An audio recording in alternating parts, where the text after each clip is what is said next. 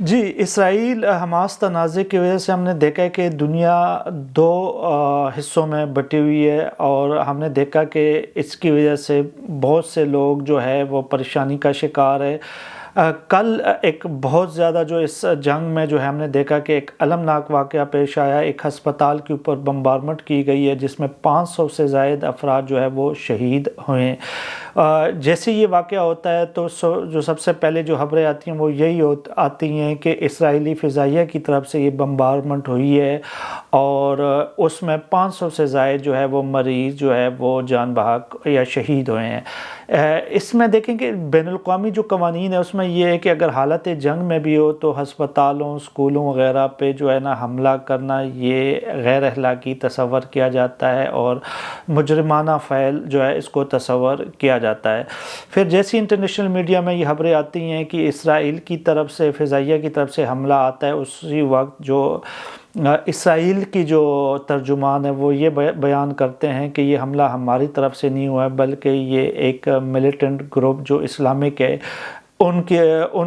کی طرف سے یہ انسائیڈ کام ہے۔ اور اب دیکھنا یہ ہوگا کہ کس کی بات میں کہاں تک سچائی ہے، لیکن جب بھی لڑائی ہوتی ہے تو اس میں جو پہلا ٹارگٹ ہوتا ہے وہ سچائی ہوتی ہے، اور عوام سچائی تک پہنچ نہیں پاتے۔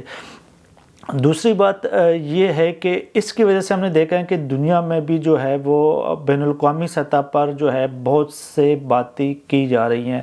اسرائیل حماس جنگ کے حوالے سے ہم دیکھتے ہیں کہ امریکہ اور یورپین بڑا کھلم اسرائیل کی سپورٹ کر رہے ہیں، لیکن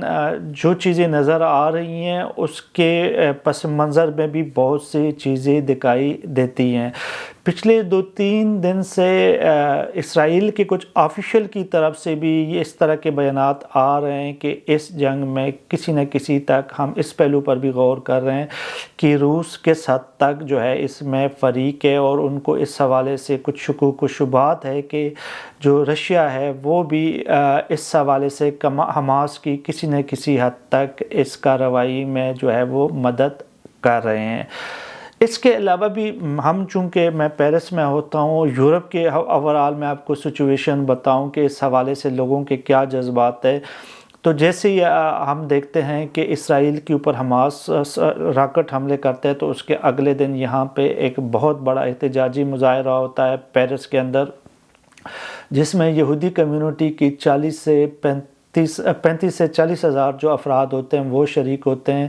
اور وہ ایفل ٹاور کی طرف وہ مارچ کرتے ہیں، اور ایفل ٹاور پہ جو ہے ہم دیکھتے ہیں کہ یہاں کے جو ممبر قومی اسمبلی ہیں 8-10 وہ بھی آئے ہوتے ہیں، پیرس کی جو میئر ہوتی ہے وہ بھی موجود ہوتی ہے، اور اسرائیل کے ساتھ اظہار یکجہتی کرتے ہیں، اور ایفل ٹاور کے اوپر بھی جو ہے وہ اسرائیل کا نقشہ جو ہے وہ بناتے ہیں۔ اس واقعے کے بعد، اس احتجاج کے بعد جو فرنچ انٹیلیجنس ہوتی ہے اس کو کچھ ایسی اطلاعات ملتی ہے کہ شاید جو یہاں پہ کچھ مذہبی ایلیمنٹ ہے، یا جو آپ کہہ سکتے ہیں جو ایکسٹریمسٹ ونگ ہیں، جو کہ سلیپنگ سیل ہیں، وہ اب جو ہے کوئی نہ کوئی کارروائی کرنے والے ہیں۔ اس کے بعد انہوں نے یہاں پہ احتجاج کے اوپر پابندی لگا دی، چاہے وہ جوش کمیونٹی کی طرف سے ہو یا عربک کمیونٹی یا مسلمانوں کی طرف سے۔ اس کے باوجود جو ہے وہ ہم نے دیکھا کہ جو پلس دی ریپبلک کے مقام پر بہت سے لوگ جو بغیر اجازت ملے بغیر بھی جو ہے وہ یہاں پہ جمع ہوئے، احتجاج کرنے کی کوشش کی، اور ان کی تعداد ہزاروں میں تھی۔ اس کے اوپر پولیس کے ساتھ ان کی کچھ جھڑپیں بھی ہوئی ہیں، کیونکہ ان کو حکومت کی طرف سے پرمیشن نہیں تھی، اور سیکورٹی کے مسائل تھے، اور انٹیلیجنس بیس بھی کچھ اس طرح کی رپورٹیں آئی تھیں کہ کچھ نہ کچھ اس طرح کے شدت پسند جو ہے وہ اس میں گھس سکتے ہیں، اور کچھ ایسے کام کر سکتے ہیں جو کہ دہشت گردانہ عمل ہو سکتا ہے، یہاں پہ کوئی دہشت گردانہ کارروائی بھی ہو سکتی ہے۔ اس کے بعد ہم نے دیکھا کہ یہاں پہ جو جھڑپیں بھی ہوئیں، اور احتجاجی مظاہروں میں جو ہے پولیس نے شیلنگ کا بھی جو ہے نا وہ مظاہرین کے اوپر برسائے، اور یہ چیزیں میڈیا میں بھی رپورٹ ہوئی۔ پاکستان سے ہمارے ساتھ بہت سے دوستوں نے رابطہ کیا، اور وہ یہ کہنے لگے کہ یہاں پہ فرانس کے اندر اظہار رائے کی آزادی ہے، لیکن یہاں پہ جو ہے مسلمانوں کو پروٹیسٹ کیوں نہیں کرنے دیا۔ تو اس کی وجوہات تھی، اور اس کی جو وجوہات جو بنیادی وجہ تھی وہ دہشت گردی کے جو خطرہ تھا اس وجہ سے تھے، اور یہ صرف مسلمانوں کی جو ہے وہ پروٹیسٹ کینسل نہیں ہوتے، بلکہ یہودی کمیونٹی کی طرف سے بھی 15-16 ایونٹ ہو رہے تھے جس کی پرمیشن حکومتی سطح پر نہیں دی گئی تھی، اور یہ اس کی بنیادی وجوہات تھے۔ اس کے بعد ہم نے دیکھا کہ یہاں پر پیرس کے شمال میں جو ہے ایک علاقہ ہے، وہاں پہ پیرس سے 162 کلومیٹر دور وہاں پہ ایک چچنین جو لڑکا تھا، اس نے جو ہے وہاں پہ ایک سکول کے اندر کارروائی کی، ایک ٹیچر کو موقع پہ ہلاک کیا اور دوسرا ٹیچر شدید زخمی ہو گیا تھا۔ اور اس کی بھی جو بنیادی وجوہات تھی وہ یہی تھی کہ یہ جو جنگ ہے وہ یہ سمجھتا تھا کہ مسلمانوں کے خلاف جو ہے وہ ایک غم غصے کے طور پر جو اس نے جو یہ اپنا رد عمل دکھایا۔ اور اس کے بعد ہم نے دیکھا کہ 2 دن پہلے برسل میں سویڈن اور بلجیم کے درمیان ورلڈ کپ کا جو کوالیفائنگ راؤنڈ ہے وہ میچ کھیلا جا رہا تھا، تو وہاں پر بھی 2 سویڈن کے شہری ہلاک کیے گئے۔ ایک میچ جو فٹ بال میچ تھا وہ ایک ہاف کھیلا گیا، اس کے بعد وہ روک دیا گیا۔ اس کے بعد بھی آج کے دن جو ہے جس دن میں آپ سے بات کر رہا ہوں، یہاں پہ کچھ ایسے اطلاعات انٹیلیجنس بیس اطلاعات ملی کہ یہاں پہ جو ہے مختلف جو ایئرپورٹ ہیں وہاں پہ جو ہے دہشت گرد ان کو نشانہ بنا سکتے ہیں، اور بہت سے ایئرپورٹ پر جو ہے انہوں نے جو فلائٹس ہیں وہ روک لی، اور سیکورٹی کلیئرنس ہونے تک جو ہے وہاں پہ ہم نے دیکھا کہ بہت سے جو فلائٹ ہیں وہ بھی متاثر ہوئیں۔ اس سے پہلے بھی کچھ دن پہلے لوور میوزیم کو خالی کرا لیا گیا تھا، کیونکہ وہاں کچھ ایسی اطلاعات تھی کہ شاید کسی دہشت گرد کا حملہ ہو سکتا ہے یا بم وغیرہ رکھ سکتے ہیں۔ اس کے علاوہ ایک اور جو سیاحتی مقام ہے اسی دن وہ شتو دے ورسائی ہیں، یہاں جو بادشاہوں کا جو محل ہے جہاں پہ ہمارے سیاح ہمیشہ آتے ہیں اور ہمیشہ سیاحوں سے کچا کچا بھرا ہوتا ہے، اس دن وہ بھی خالی کرا دیا گیا ہے۔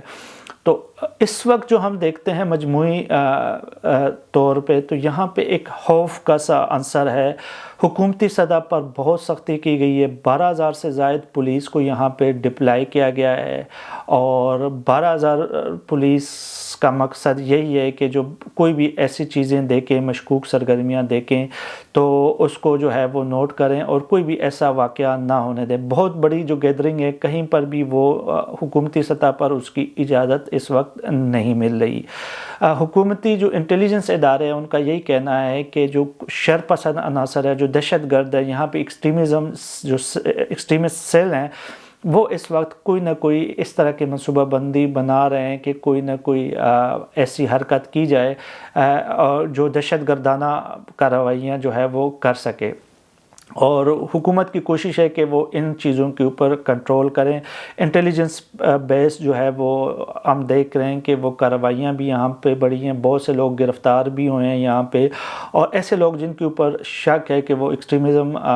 کارروائیوں میں جو ہے وہ استعمال ہو سکتے ہیں، ان کے اوپر بھی ان کی جو نگرانی ہے وہ یہاں پر بڑھا دی ہے۔ اس کے علاوہ یہاں پہ کچھ ایسے قوانین بھی بنا دیے گئے ہیں کہ اگر جو لوگ دہشت گردی میں ملوث ہو ان کو ان کے ملک واپس بھیجا جائے اور یہاں پہ نہ رکھا جائے۔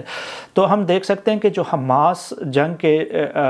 جو ہم نتائج ہیں وہ تو لڑائی ہو رہی ہے۔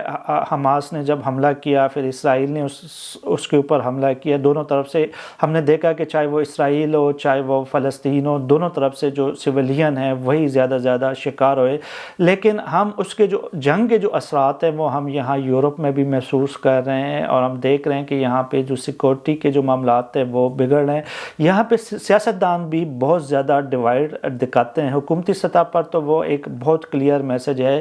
کہ وہ اسرائیل کو سپورٹ کر رہے ہیں، لیکن یہاں پر جو حکومتی پارٹی کا ایک بہت بڑا جو گروپ ہے، ملان شاہ جس کو ہم کہتے ہیں، ان کے اپنے 82 سیٹ ہیں یہاں پہ، قومی اسمبلی ہیں ان کے، انہوں نے بھی جس طرح کے بیانات دی ہیں وہ بھی جو میرے خیال میں وہ اسرائیل کے حق میں نہیں ہیں۔ تو یہاں پر جو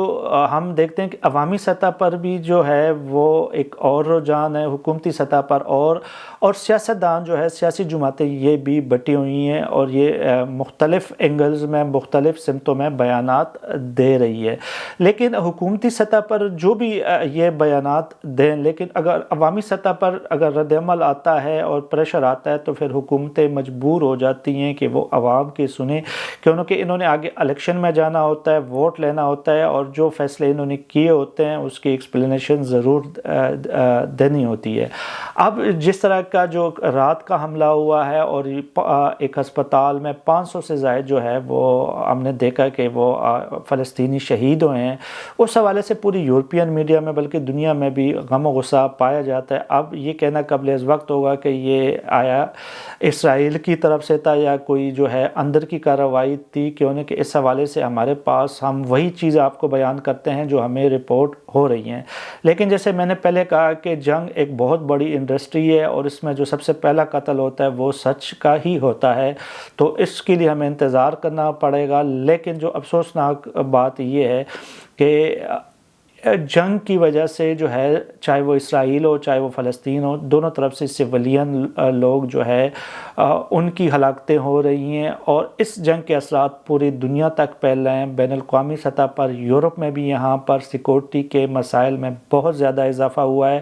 اور اب دیکھنا یہ ہوگا کہ یہ جنگ اب کتنی دیر مزید رہتی ہے اور جو عالمی طاقتیں ہیں وہ اس حوالے سے کیا کردار ادا کرتی ہے۔